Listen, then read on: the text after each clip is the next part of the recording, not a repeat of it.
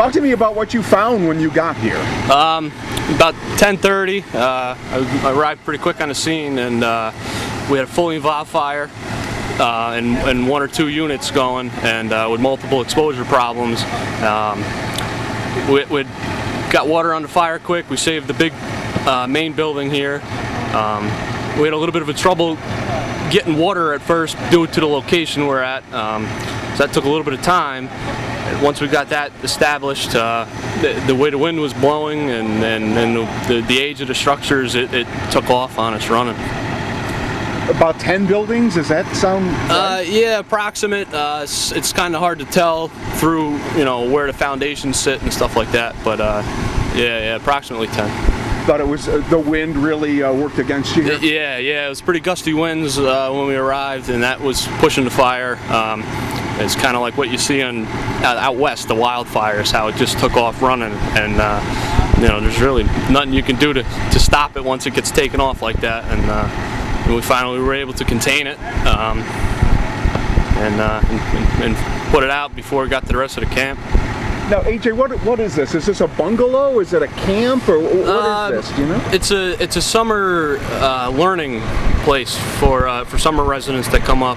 They're only here in the summer, and they use it, for their religious studies. Was anybody here? Just the caretaker to the place was here. He met me, as soon as we got here to open the gate for us, and he was very helpful for us. Anybody hurt? We had several firefighters were treated at the scene for minor smoke inhalation and stuff like that. We had one that was transferred to Catskill Regional for smoke inhalation, and he was evaluated and released a few hours later, so he's doing okay. And probably, and I know she had the fire investigators here, so they're going to try to pinpoint something here, right? Yeah, absolutely. That's a high dollar loss. As you can see around the camp, there's quite a bit of structures that were involved and that were total loss. So they're gonna work diligently to try to find the cause.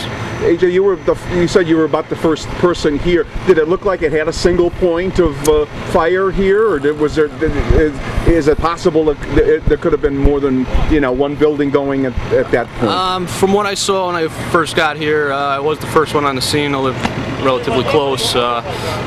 There was one building that was fully involved, that was on the ground, and another one that was just fully involved, getting ready to spread to the other structures.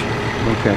All right. So they'll have to just sort all this out. Yeah, and they're good at what they do, so they'll get that figured out. Yeah, good. And any guesstimate as to one other thing? Any guesstimate as to how many men you might have had out here, or departments that you called to the scene? Approximately 10 to 12 departments, and I'd say probably anywhere between 75 and 100 guys. Okay. And one final thing, you guys get training all the time.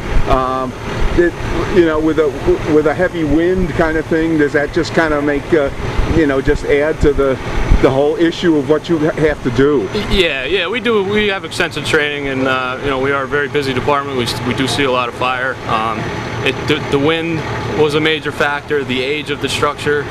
The age of the structures, our water, lacking water supply. That was a big factor that all played together to end up having what we had.